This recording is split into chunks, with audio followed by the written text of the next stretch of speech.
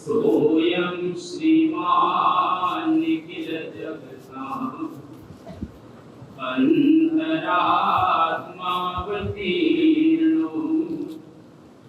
धर्मं रक्षन् दिशतुशलम् स्वामी नारायणो श्री स्वामीनारायण भगवान की जय। अक्षर पुरुषोत्तम महाराज की जय।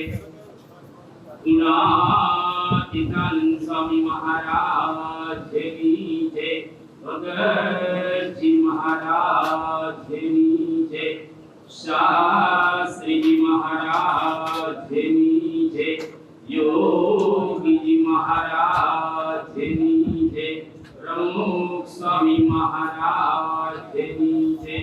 महंत स्वामी महाराज की जय।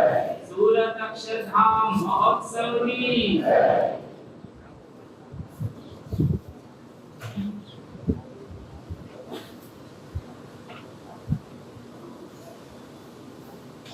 છેલ્લા 17 દિવસ સુધી પરમ પૂજ્ય महंत स्वामी महाराज નો આપણે દિવ્ય લાભ પ્રાપ્ત કર્યો, જેના મુખ્ય પ્રસંગો કે વિશિષ્ટ પ્રસંગો આપણે પૂજ્ય ગુરુનિષ્ઠ સ્વામી પાસેથી સુપેરે સાંભળ્યા। કોઈ પણ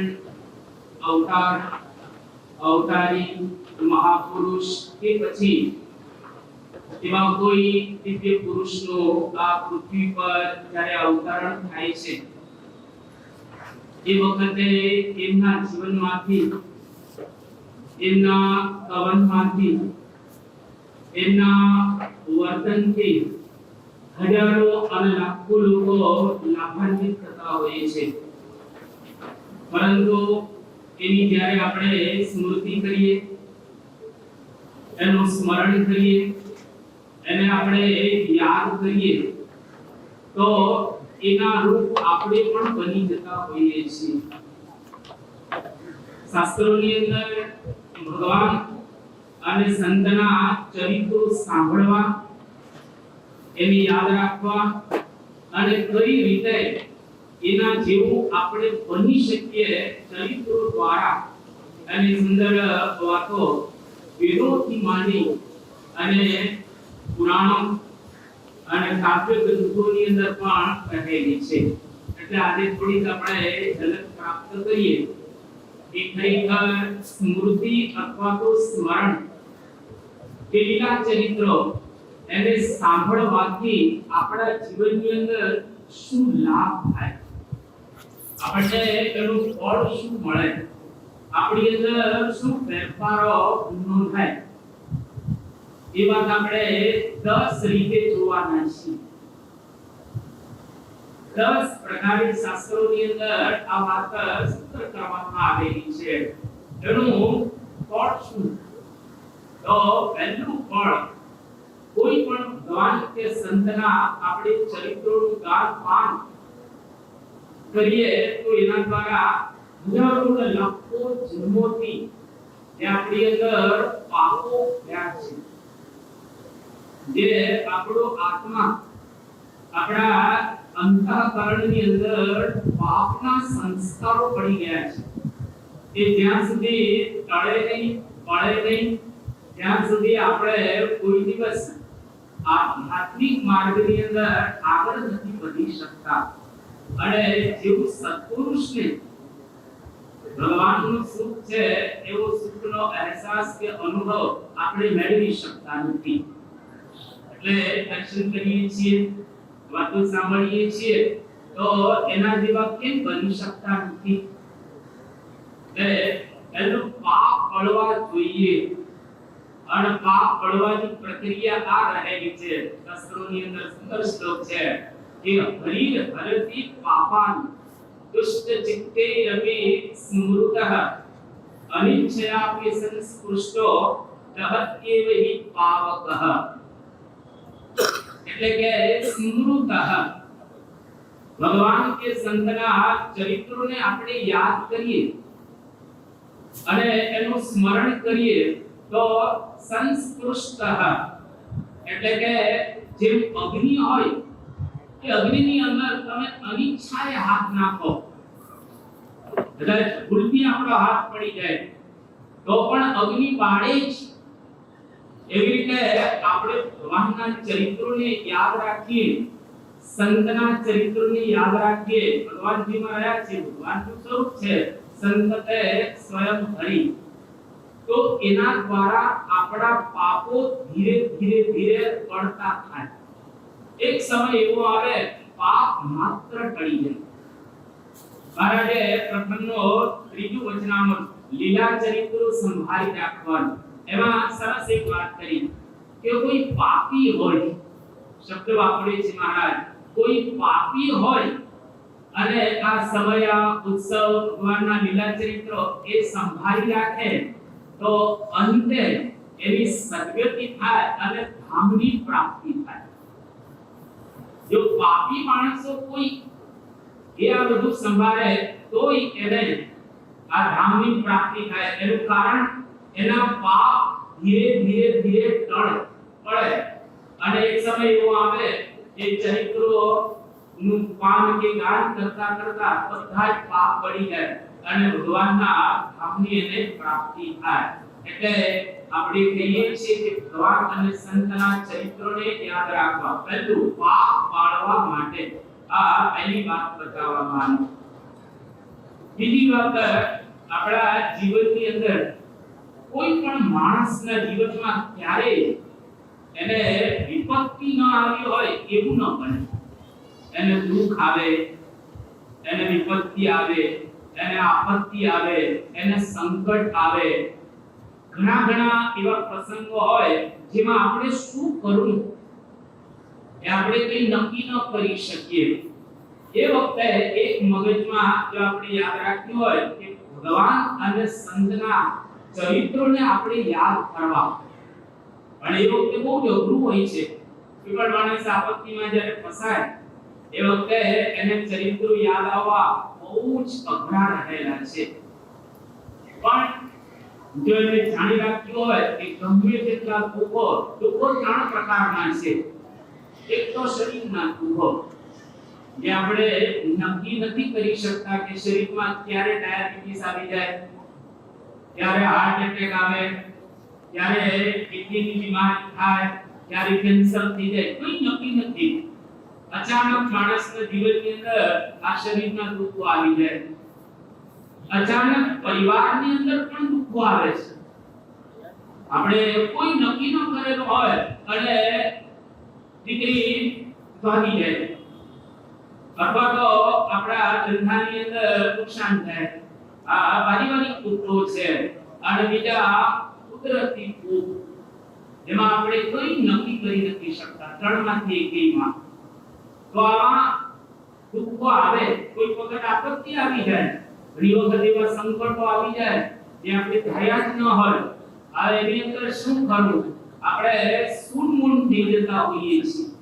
એ વખતે શું કરવું ને શું ન કરવું એ પણ આપણને ખ્યાલ ના આવે. ઘણા માણસો આવી પરિસ્થિતિની અંદર આપઘાત કરી નાખતા હોય છે. ઘણા માણસો આવી પરિસ્થિતિની અંદર નાસીપાસ થઈ જતા હોય છે. ઘણા માણસો આવી પરિસ્થિતિની અંદર કંઈક કરી બેસતા હોય છે. એટલે આપત્તિ આવે તો એ વખતે યાદ રાખો કે જ્યાં ભગવાન અને સંતનો લાભ લીધો હોય એને એ વખતે યાદ રાખવા. એના પ્રસંગોને આપણે યાદ રાખ્યા હોય તો આપણે શાસ્ત્રોની અંદર કહે છે હરિ સ્મૃતિ સર્વ વિપત વિમોક્ષણમ. એટલે કે ભગવાનની સ્મૃતિ કરીએ, સંતની સ્મૃતિ કરીએ, સર્વ વિપત વિમોક્ષણમ.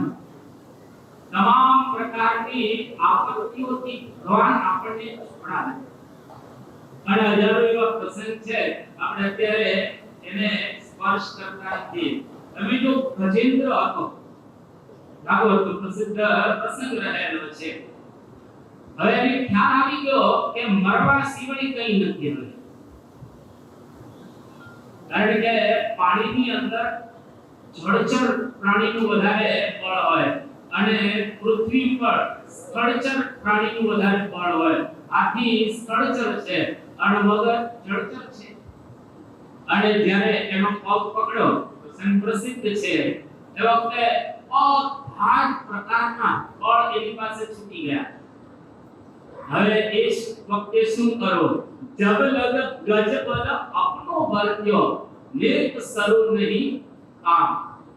અને એમ કે હું આમાંથી છૂટી શકો, પણ છૂટી નથી શક્યો. એટલે હવે બીજું કોઈ ત્યાં બળ નથી, ત્યાં એક કમળનું પુષ્પ હતું.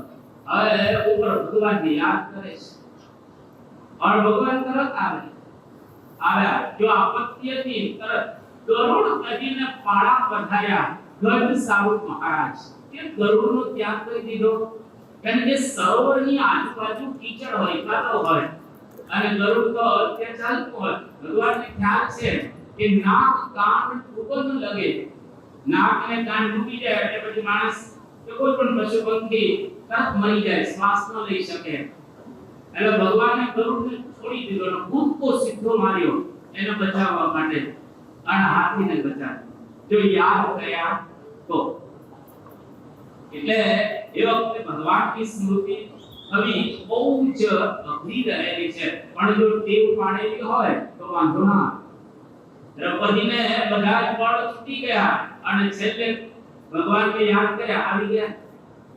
આપણે જે લાભ લીધો હોય, જે ચરિત્રો આપણે જાણ્યા હોય, માણ્યા હોય, એને આપણે યાદ કરવાની ટેવ પાડવી. તો કોઈ વખત આવું સંકટ આવે, પીડા આવે તો એમાંથી રાહત થાય. કારણ કે મહંત સ્વામી મહારાજ પોતાનો જ પ્રસંગ કરે છે કે જ્યારે બાયપાસ સર્જરી કરવામાં આવી અને વખતે આ બધા એસી હતા ત્યાં આગળ અને રૂમ એકદમ ઠંડી હતી અને મહંત સ્વામી મહારાજ બિલકુલ ઠંડી કરેલી. હવે વખતે મહંત સ્વામી મહારાજ પોતે એવું કહે છે કે પહેલા તો મેં એવો વિચાર કર્યો કે હું આત્મા છું, હું શરીર નથી, પણ દુઃખમાંથી મુક્તિ ન થાય. પણ એ વખતે એને યોગીજી મહારાજના પ્રસંગો યાદ કર્યા. યોગીજી મહારાજનો લાભ લીધેલો એ બધા પ્રસંગોને યાદ કર્યા. થોડી વારમાં દુઃખ ગાયબ થઈ ગયું. જો આપણને દુઃખ આવ્યું, પીડા હતી, પણ યોગીજી મહારાજના પ્રસંગોને યાદ કરે છે એટલે તમામ પ્રકારની પીડાઓ ટળી ગઈ અને એકદમ શાંતિ શાંતિ થઈ ગઈ. એટલે કોઈ વખત આપણા જીવનમાં એક આપત્તિ આવે, દુઃખ આવે, એવા કંઈક સંકટો આવે, એ વખતે આપણે મહંત સ્વામી મહારાજના જો પ્રસંગોને યાદ કરીએ, એના લીલા ચરિત્રોને સંભાળીએ અને એની સ્મૃતિ કરીએ તો દુઃખમાંથી આપણે ઉગરી શકીએ અને રાહત પ્રાપ્ત કરી શકીએ. એટલા માટે આ લીલા ચરિત્રો સંભાળી રાખવા, એની સ્મૃતિ કરવી, જે શાસ્ત્રની અંદર વાત કરવામાં આવી છે. દરેક માણસને એવું અનુભવાય છે. ત્રીજી વાત કે દુનિયામાં હું પ્રશંસાને પાત્ર બન્યો, મારી બાજુ તમામ પ્રકારના ફોકસ મંડાયેલા હોય. કોઈ પણ તમે સ્ટેજ ઉપર જાઓ, દરેક એવું કહેતો મારી કઈ ગાથા ગવાય, હું કંઈક મોટો બની જાઉં, મારી નીચે આ બધું તંત્ર આવી જાય, હું કોઈકનો સલાહકાર બની જાઉં, હું પ્રશંસાનું પાત્ર બનું. આવી દરેક લોકોને અંતરની અંદર ઈચ્છા હોય. દરેક ગાંડાને હોય છે, કાયને હોય છે, પણ જે ગાંડો માણસ હોય એને થાય કે લોકો ની અંદર હું પણ એક પ્રશંસાને પાત્ર બનું. એક માણસની સ્વાભાવિક રીતે ઈચ્છા હોય છે અને એ ઈચ્છા ટળવી અતિશય અઘરી છે. પણ આપણા શાસ્ત્રોની અંદર એક સરસ વાત કરી કે માણસ ધિક્કારને પાત્ર હોય હોતી છે, પણ પ્રશંસાને પાત્ર ક્યારે બની શકે? તો ભગવાનને આપણે યાદ રાખીએ, એના ચરિત્રોનું કાનપાન કરીએ, એનું સ્મરણ કરીએ, સ્મૃતિ કરીએ, તો દુનિયામાં પ્રશંસાને પાત્ર બની શકીએ. અને યાવત ચંદ્ર દિવાકરો, જ્યાં સુધી સૂર્ય અને ચંદ્ર તપતા રહે ત્યાં સુધી લોકો તમને યાદ કરતા રહે, અન્યથા લોકો તો ભૂલી જશે 5-10 દિવસમાં કે 5-10 વર્ષની અંદર. તો એના માટે ભગવાન વેદવ્યાસ એને બહુ સુંદર શ્લોક લખ્યો છે. આમ તો એવું કહે છે કે વ્યક્તિએ પોતાની કોઈ દિવસ પ્રશંસા ન કરવી જોઈએ. મહારાજે શિક્ષાપત્રીમાં ના પાડી છે, મહંત સ્વામી મહારાજે સત્સંગ દીક્ષા ગ્રંથમાં ના પાડી છે. ઘણી વખત આપણે બાપાના પ્રસંગો કહેતા હોઈએ, પણ એમાં હું ફોકસ થયેલો છું કે નહીં એ અગત્યનું ઘણીવાર હોય. પ્રસંગો બાપાના કહીએ, પણ મેં આમ કર્યું, હું આમ હતો, મેં આવી સલાહ આપી, ફલાણો દીકરો, મેં હું આ પ્રકારનું એમાં પણ આપણે ઘણી વખત કરતા હોઈએ છીએ. ભગવાન વેદવ્યાસને એક જ આ શ્લોકની અંદર પોતાની વાત કરી છે, પણ લોકોને સન્માર્ગે ચાલવા માટે ફળ મળે એટલા માટે વાત કરી છે. તો અદ્ભુત શ્લોક છે કે કેચિત વદંતિ ધનહીન જનો જગન્યઃ, કેચિત વદંતિ ગુણહીન જનો જગન્યઃ, વ્યાસો વદત્તે કિલ શાસ્ત્ર વિશેષ વિઘ્નઃ, નારાયણ સ્મરણ હીન જનો જગન્યઃ. ભગવાન વેદવ્યાસ એવું કહે છે કે ઘણા એવી વાત કરે છે કે જેની પાસે ધન સંપત્તિ ન હોય એ માણસ ભિખારને પાત્ર છે. અને આપણે લોકમાં જોઈએ છીએ કે નાણા વગરનો નાથિયો અને નાણે નાથાલાલ, ધન વિનાની ધનકી અને ધને ધનીબાઈ. નાણું હોય તો લોકો તમારી પ્રશંસા કરે, પણ નાણું ન હોય તો લોકો પ્રશંસા કરતા નથી. બીજી વાત, કેચિત વદંતિ ગુણહીનો જન જગન્યઃ, કે જેમાં ગુણ ન હોય એ ભિખાર પાત્ર છે. એ વાસ્તવિક રહેલી છે. પણ ભગવાન વેદવ્યાસ પોતે શું કરે છે અને એનું વિશેષણ એક વાપરે છે. અદ્ભુત સંસ્કૃત પણ સુંદર છે, સરળ સંસ્કૃત. વ્યાસો વદત્તે કિલ શાસ્ત્ર વિશેષ વિઘ્નઃ, એટલે કે વ્યાસથી એવો હું અખિલ શાસ્ત્ર વિશેષ વિઘ્ન, વેદોથી માંડી અને કાવ્ય ગ્રંથ સુધીના બધા જ શાસ્ત્રો ભગવાન વેદવ્યાસ લખ્યા છે. 6.5 લાખ શ્લોક લખ્યા છે. આ બધું જાણનારો હું તમને એવું કહું છું કે નારાયણ સ્મરણ હિત જરૂર જગન્યઃ, એટલે કે ભગવાનનું સ્મરણ તમે નથી કરતા, ભગવાનને યાદ નથી રાખતા, ભગવાનનું સ્વરૂપ જે સંત છે એને આપણે યાદ નથી રાખતા, તો એ માણસ નિંદાને પાત્ર રહેલો છે. જો એને યાદ રાખીએ તો એ પ્રશંસાને પાત્ર રહેલો છે. એટલે જ્યારે સમય મળે, સમય ન મળે તો પણ આપણે ભગવાન અને સંતના ચરિત્રોને યાદ રાખવા. હાલતા ચાલતા, ખાતા પીતા, પૂછતા બેસતા, ભણતા લખતા વાંચતા, કામ ધંધો કરતા યાદ રાખો અને ચરિત્રોને બરાબર રીતે ગોઠવી દેવા આખા દિવસ દરમિયાન. તો આપણને આનંદિત આગળ રાખશે અને લોકોની અંદર આપણી પ્રશંસા પણ થશે. ભલે આપણી ઈચ્છા ન હોય તો પણ લોકો આપણને આગળ કરશે. જેટલા ભક્તો થયા એને લોકોએ આગળ કર્યા છે અને સદીઓ સુધી એ કોઈ દિવસ ભૂલાયા નથી. સદીઓ સુધીની ગાથાઓ લોકોએ ગાયેલી છે. એટલે આ ત્રીજી વાત. અને ચોથી વાત, હરી નજીક અનુભવાશે. જો અત્યારે બાપા ક્યાં છે? હમણાં બાપા અહીંયા આગળ હતા અને પહેલી તારીખે આપણે બધા બાપાની નજીક હતા. તમે બધા દૂર કેવા, અમે બધા સંતો હતા એટલે બાપાની નજીક કહેવાય. અને સ્ટાફના સંતો આપણાથી વળી નજીક, અને એમાં બાપાના જે અંગત સેવક હોય તો વળી સાવ નજીક કહેવાય. એટલે આપણે બાપાની નજીક આખો દિવસ રહી શકીએ. બાપા દૂર છે જ નહીં. અને શાસ્ત્રોની અંદર સરસ શ્લોક પણ આપવામાં આવ્યો છે કે દૂરસ્થોપી ન દૂરસ્થઃ યો યસ્ય મનસી સ્થિતઃ યો યસ્ય હૃદયે નાસ્તિ સમીપોપસ્થિ દૂરતઃ, એટલે કે દૂરસ્થ અપી ન દૂરસ્થ, ભગવાન ભલે દૂર હોય પણ જો મનસી સ્થિત, આપણા મનમાં આપણે ભગવાન કે સંતને યાદ રાખીએ તો દૂર નથી, નજીક જ છે. અને કદાચ નજીક હોઈએ ભગવાન કે સંત અને આપણે એટલે મનથી હૃદયથી યાદ ન કરીએ તો નજીક હોય તો પણ આપણાથી દૂર જ રહેલા છે. એટલે તમામ હરિભક્તો અને સંતો સ્ટાફમાં છે, આપણે બાપાના સ્ટાફમાં જ રહેલા છીએ. જો બાપાને હૃદયમાં યાદ રાખીએ તો, અને બાપાના સ્ટાફમાં હોઈએ અને બાપાને હૃદયની અંદર યાદ ન રાખીએ તો બધા દૂર જ રહેલા છીએ. અને કોઈ પણ વ્યક્તિ આખો દિવસ ભગવાન કે સંતની પાસે રહી નથી શકતા. કોઈ પણ 24 કલાક કોઈ ન રહી શકે. એને ખાવાનું હોય, એને પીવાનું હોય, એને નાવાનું હોય, એને સુવાનું હોય, એ વખતે કે આપણે સત્પુરુષની નજીક છીએ.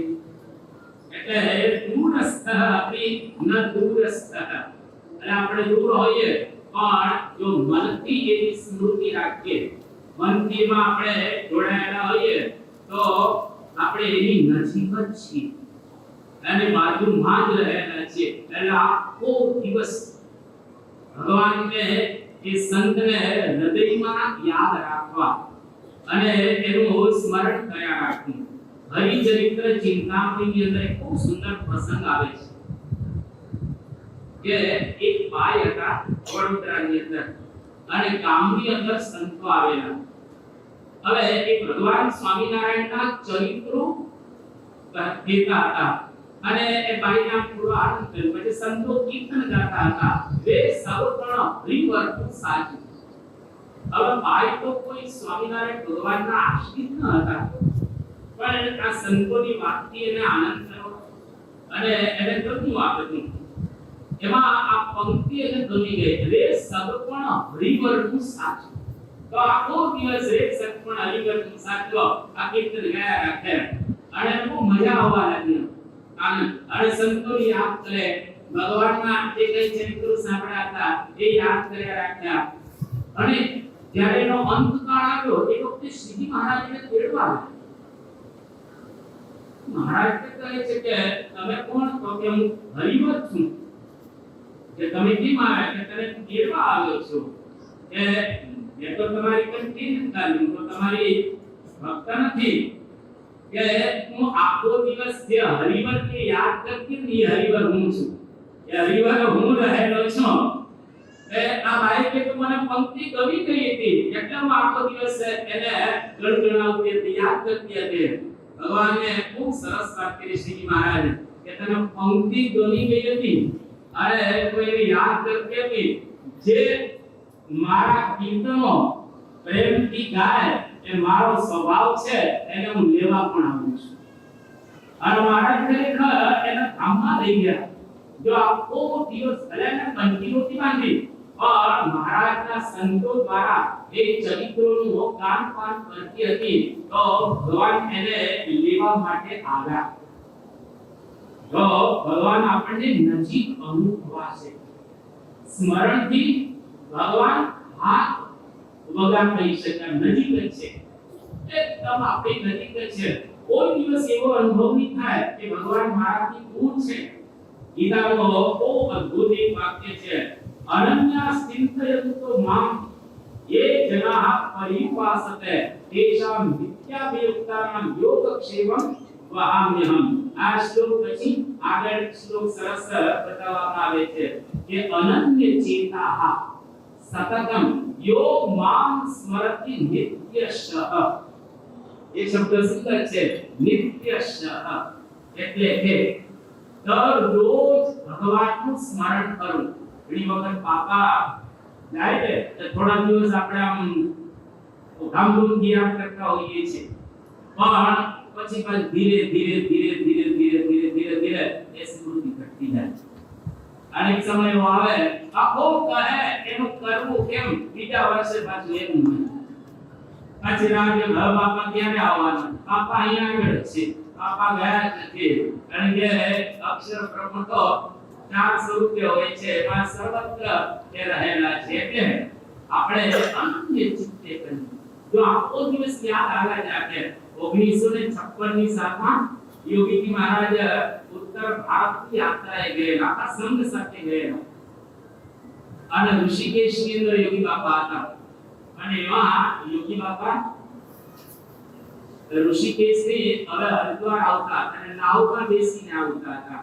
અને આફ્રિકાના હરમાનભાઈ એ ત્યાં સાથે હતા. હવે એ વખતે યોગીજી મહારાજ સંવત 1900 પ્રસંગ છે 56 નો. તો જેવા નાવમાં બેઠા ને યોગીજી મહારાજ જોરથી બોલ્યા કે જય નર્મદા મૈયા. બેઠા છે નાવમાં અને છે ગંગા. અને બે વાર યોગી બાપા બોલ્યા કે જય નર્મદા મૈયા, જય નર્મદા મૈયા. હરભાઈએ કહ્યું કે બાપા આ નર્મદા નથી, આ ગંગા મૈયા છે. યોગીજી મહારાજ બોલ્યા જય ગંગા મૈયા. યોગી નારા બોલ્યા. પણ પછી તરત જ પૂછે કે બાપા તમે જય નર્મદા મૈયા કેમ બોલ્યા? યોગીજી મહારાજ શું બોલે છે કે અમે શાસ્ત્રીજી મહારાજની સાથે ઘણી વખત નર્મદા નદીની અંદર સ્નાન કર્યું છે. એટલે જ્યારે નદીઓ જોઈએ ત્યારે અમને નર્મદા યાદ આવે છે અને શાસ્ત્રીજી મહારાજ યાદ આવે છે. એટલે જય નર્મદા મૈયા અમે બોલ્યા. તો યોગીજી મહારાજે શાસ્ત્રીજી મહારાજની સાથે સ્નાન કર્યું એ પ્રસંગ એમને યાદ કર્યો અને એ સ્મૃતિમાં રાખ્યો. આપણે કેટલા બધા બાપાની સાથેના પ્રસંગો બનેલા હોય એને આપણે યાદ કરવા. અને શાસ્ત્રીજી મહારાજે જીવન ચરિત્રમાં શાસ્ત્રીજી મહારાજ પોતે એક જગ્યાએ એવી વાત કરે છે કે 50 વર્ષ થયા મને. ભગતજી મહારાજ ધામમાં આવ્યા એની વાત કરે કે 50 વર્ષ થયા અને અત્યારે ભગતજી એકદમ યાદ આવે છે. એકદમ યાદ આવે ભગતજી ભૂલાતા જ નથી. દરેક પરિસ્થિતિની અંદર ભગતજી એની વાતો જે કઈ સાંભળેલી હોય એ શાસ્ત્રીજી મહારાજ સ્મૃતિમાં યાદ રાખતા અને એની સ્મૃતિ કરતા. આ બંને સત્પુરુષ શાસ્ત્રીજી મહારાજ ભગતજી મહારાજને યાદ કરે છે અને યોગીજી મહારાજ શાસ્ત્રીજી મહારાજના પ્રસંગોને યાદ. આપણે પ્રમુખ સ્વામી મહારાજ અને મહંત સ્વામી મહારાજનો લાભ લીધો હોય એ પ્રસંગોને યાદ કરવા અને એની સ્મૃતિ કરવી. અને આવી જો આપણે સ્મૃતિ કરીએ તો ભગવાન હાથ વગા છે, દૂર નથી, આપણી નજીક જ રહેલા છે અને આપણને એવો એનો દિવ્ય અનુભવ થાય. જે ભક્તો સ્મૃતિ કરે છે, સ્મરણ કરે છે, લીલા ચરિત્રો યાદ રાખે છે અને એ ત્યાં બીજી રીતે મનથી, ચિત્તથી, બુદ્ધિથી એની અંદર જોડાયેલા છે એ ભક્તોને શાસ્ત્રમાં ઉત્તમ બતાવવામાં આવેલા છે. આપણે ઘણી વખત આ મોટેરો હરિભક્ત છે, આ મોટો છે. બાપા જ્યારે પાટોત્સવ હતો ને, પહેલો પાટોત્સવ, એ વખતે એવું નક્કી કરવામાં આવ્યું કે પાટોત્સવમાં જો આપણે જાહેર આમંત્રણ આપીશું તો અહીંયા આગળ સમાઈ નહીં શકે હરિભક્તોના. કારણ કે હોલ નાનો છે, લગભગ 400-500 ની કેપેસિટી નો હોલ છે, 500 ની કેપેસિટી નો. જાહેર આમંત્રણ તો આપી ન શકાય. તો શું કરવું? તો કે મોટેરા હરિભક્તોને આપણે બોલાવો. હવે આપણી રીતે મોટેરા એટલે કોણ? તો અત્યારે અક્ષરધામ બંધાય છે. અક્ષરધામ બંધાય છે એટલે જે લોકોએ મોટી સેવા કરેલી હોય એને આપણે મોટેરા કહીએ છીએ. એટલે કે જેને મોટી સેવા કરેલી હોય એટલે કે પૈસાની રીતે જેને વધારે આપેલા હોય એ મોટેરા હરિભક્ત છે. એટલે આપણી વ્યાખ્યા આ પ્રકારની રહેલી છે. તો શાસ્ત્રોની વ્યાખ્યા જુદા પ્રકારની રહેલી. મોટેરાને આપણે બોલાવ્યા એટલે લોકોને આપણે અક્ષરધામ બાંધવું છે એટલે પૈસા જોઈએ છે અને પૈસા વગર ત્યાં બંધાયેલી સ્વાભાવિક રીતે. કારણ કે ત્યાં શારીરિક સેવા થી કઈ બંધાતું નથી, એમાં આ પૈસા તો જોઈએ ને. પૈસા વગર પથ્થર કેવી રીતે ખરીદી શકાય? પૈસા વિના મજૂરોની કેવી રીતે પૈસા આપી શકીએ આપણે? અને પૈસા વિના આ કામધૂમ બધા શોની થવાની તે કઈ રીતે કરી શકીએ? એટલે આપણે લિસ્ટ કરી મોટા કે આ હોલમાં સમાઈ જાય આટલા પ્રકારની સેવાથી જેની વધારે સેવા હોય એ લોકોને આપણે ત્યાં સ્થાન આપ્યું. શાસ્ત્રોમાં મોટેરાની વ્યાખ્યા આ પ્રકારની બતાવેલી છે. એના આપણે સ્મૃતિ કે સ્મરણ કહીએ છીએ. એના માટે ભાગવતની અંદર ખૂબ સુંદર શ્લોક છે કે ત્રિભુવન વિભવ હેત વેત્ય કુંઠ સ્મૃતિરજિતાત્મ સુરાતિભિ વિવૃત્યા ન ચલતિ ભગવત પદારવિંદા લવનિશાર્થમપી સ વૈષ્ણવાક્ર્યઃ સહ વૈષ્ણવાક્ર્યઃ એટલે કે એ વૈષ્ણવમાં ભક્તોમાં ઉત્તમ રહેલો છે. એટલે કે મોટેરો આ ભક્ત છે, મોટેરો હરિભક્ત છે. એની વ્યાખ્યા શું છે? ત્રિભુવન વિભવ હેતવે અપી અકુંઠિત સ્મૃતિ એટલે કે ત્રણ લોકની સંપત્તિને પ્રાપ્ત થાય એના હેતુ માટે પણ એક ક્ષણ પણ ભગવાનમાંથી જેની વૃદ્ધિ ચલાયમાન ન થાય 24 કલાક ભગવાનની અંદર બ્રહ્માંડ લેતો હોય સહ વૈષ્ણવાક્ર્યઃ એનું સ્મરણ કરતો હોય, ભજન કરતો હોય. આ વાત બતાવવામાં એક્ઝેક્ટ ભાવાર્થ સ્વરૂપે ચિત્રો પણ સંતોએ ગાયા છે. જીરે ત્રિભુવનની સંપત્તિ મળે તો એ ન તજે અર્ધ પળ હરિજ્ઞાન. અર્ધપળ એટલે કે થોડો સમય પણ ભગવાનની સ્મૃતિ તૂટે નહીં એ વૈષ્ણવમાં શ્રેષ્ઠ છે. એટલે આપણે બધા આ માર્ગે આગળ વધવા આવેલા છીએ. બહારની રીતે તો આપણે જે કઈ વ્યવસ્થા એ પ્રમાણે સન્માન આપવાનું. આથી જે પ્રકારની વ્યવસ્થા આગળથી કરવામાં આવે તો આપણે એનો સ્વીકાર કરવાનો. પણ મોટેરા હરિભક્તો એટલે જેના ભગવાનની સ્મૃતિ રહેતી હોય, ચરિત્રોમાં એનું મન રહેતું હોય, ભગવાનને યાદ કરતા હોય, એ મોટેરા રહેલા છે. પરમ પૂજ્ય પ્રમુખ સાહેબ મહારાજ 1974 માં પહેલી વખત પરદેશ ગયેલા ગુરુ બન્યા પછી. અને દેશ વિદેશમાં ફરીને બાપા જ્યારે પાછા આવ્યા એ વખતે સ્વામી એવું કહે છે કે દેશ વિદેશમાં ફરીએ પણ મન તો ભગવાનના ચરણારવિંદની અંદર રાખે. તો આપણે પણ એવું સમજવાનું દેશ વિદેશમાં ફરીએ પણ મન તો ભગવાનના ચરણારવિંદ એટલે સંત, ભગવાનના ચરણારવિંદ એટલે સંત એની અંદર આપણે રાખવું. અત્યારે ચરણારવિંદ એટલે મહંત સ્વામી મહારાજ, એમાં આપણે મન રાખીએ, એને જો આપણે યાદ કરીએ તો ખરેખર આપણે ઉત્તમ ભક્ત બની શકીએ. અને આપણે જ્યારે સત્સંગી થયા છીએ, મનુષ્ય છીએ આપણે બધા, તો મનુષ્ય જીવનનું ફળ, સત્સંગનું ફળ બ્રાહ્મી સ્થિતિ રહેલી છે. તો અહીંયા આગળ કોઈ કન્સેશન નથી, બિલકુલ કોઈ કન્સેશન નથી. હા, આપણને રાહત થાય એવી ભાષા વાપરવામાં આવશે, પણ આધ્યાત્મિક માર્ગમાં કોઈ કન્સેશન આપવામાં નથી આવતું. એ કરવું જ પડે અને એ કરીએ તો જ થાય, એ સિવાય થઈ શકે એવું નથી. તો સાતમી વાત, બ્રાહ્મી સ્થિતિ પામવા માટે પણ ચરિત્રોની જરૂર છે. ભગવાન કૃષ્ણચંદ્ર ગીતાની અંદર ખૂબ સરસ વાત કરે છે. એની પહેલા મહારાજે પ્રથમના 24માં વચનામૃતની અંદર વાત કરી છે. અદ્ભુત વાત મહારાજે કરી. મહારાજના એક્ઝેક્ટ શબ્દો, જેવી ભગવાનની મૂર્તિ પ્રગટ દેખાય છે. શ્રીજી મહારાજ હતા, મારા બ્રહ્મા ગયા પછી ગુણાતીત પરંપરા. અત્યારે શ્રીજી મહારાજની પ્રગટ મૂર્તિ કોણ? મહાન સ્વામી મહારાજ. ભગવાનની મૂર્તિ પ્રગટ દેખાય છે, તે મૂર્તિને વિશે અખંડ વૃદ્ધિ રહે તેને કરીને એવી બ્રાહ્મી સ્થિતિ પમાય છે. એ સિવાય બ્રાહ્મી સ્થિતિ પ્રાપ્ત ન કરી શકીએ.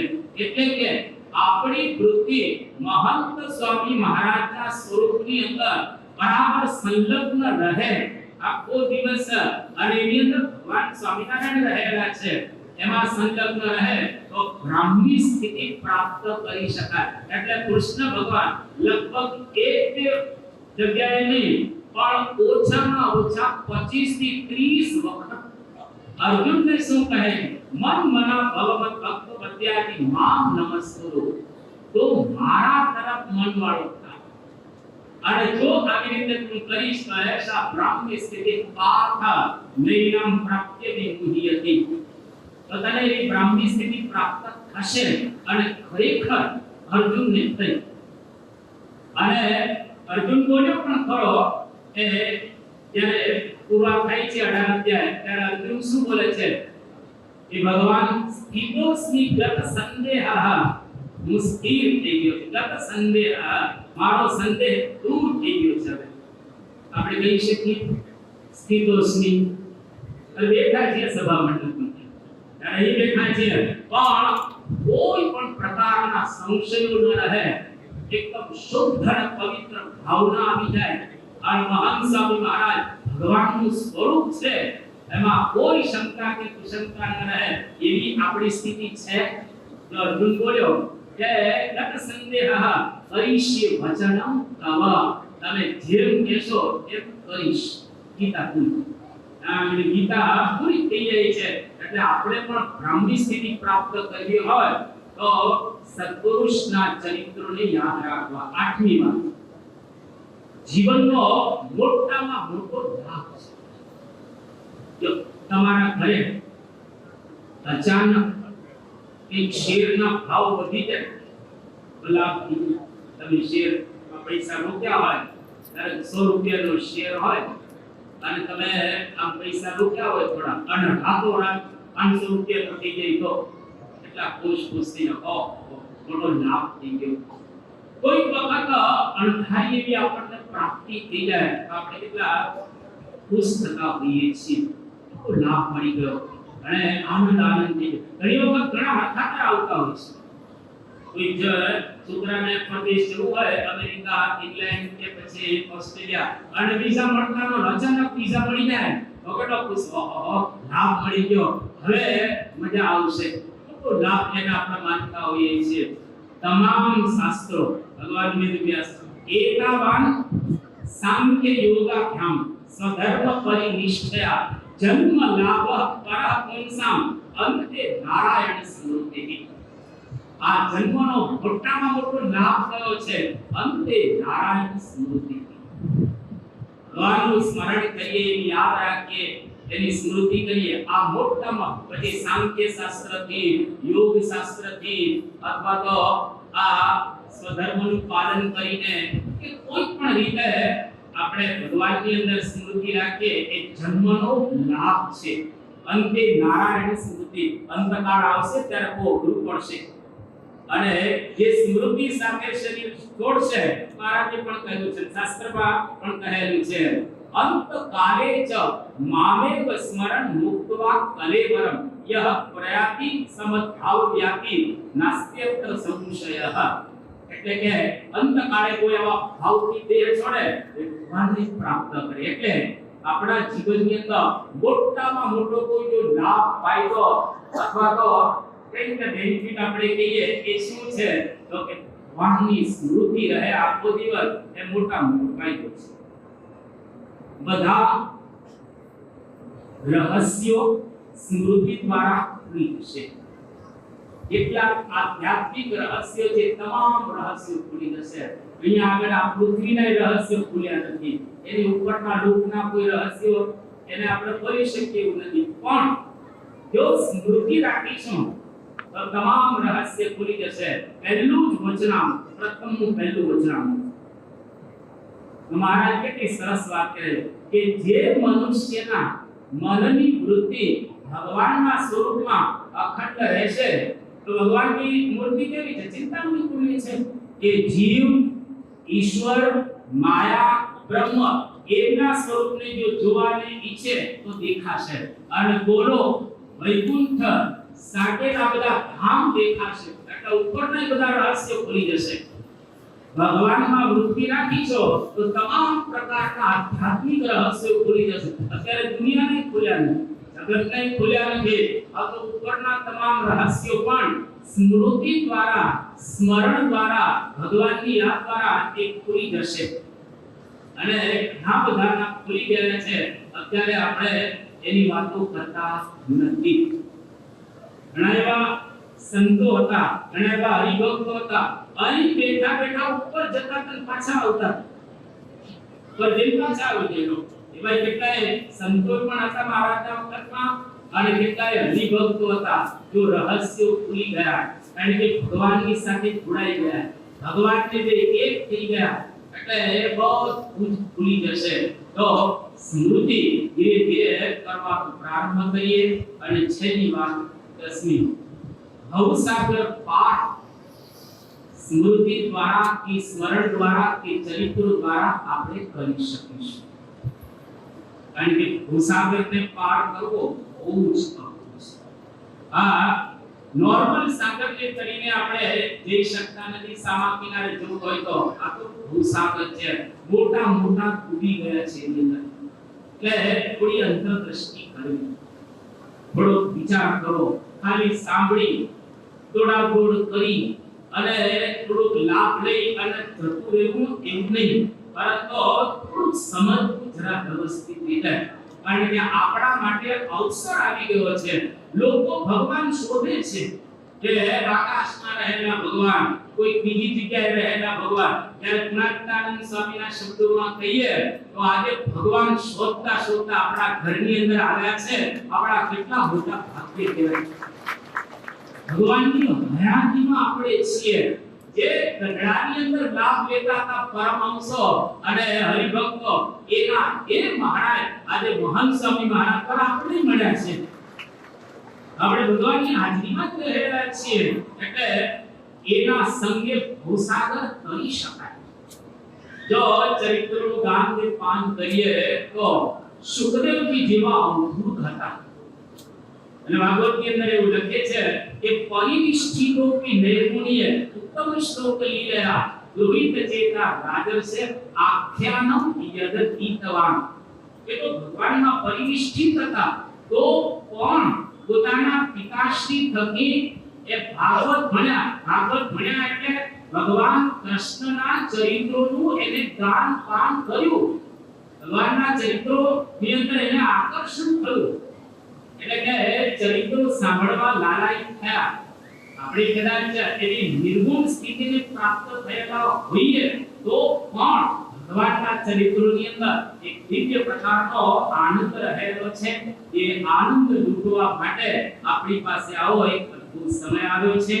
મહારાજને પ્રાર્થના કરીએ કે આપણા પાપ પાળવા માટે, આપત્તિમાંથી છૂટવા માટે, દુનિયામાં પ્રશંસાનું પાત્ર બની શકીએ એના માટે, હરિને નજીકથી અનુભવવા માટે, હરિને વશ કરવા માટે અને ઉત્તમ ભક્ત આપણે બનવું છે આને આ જન્મે.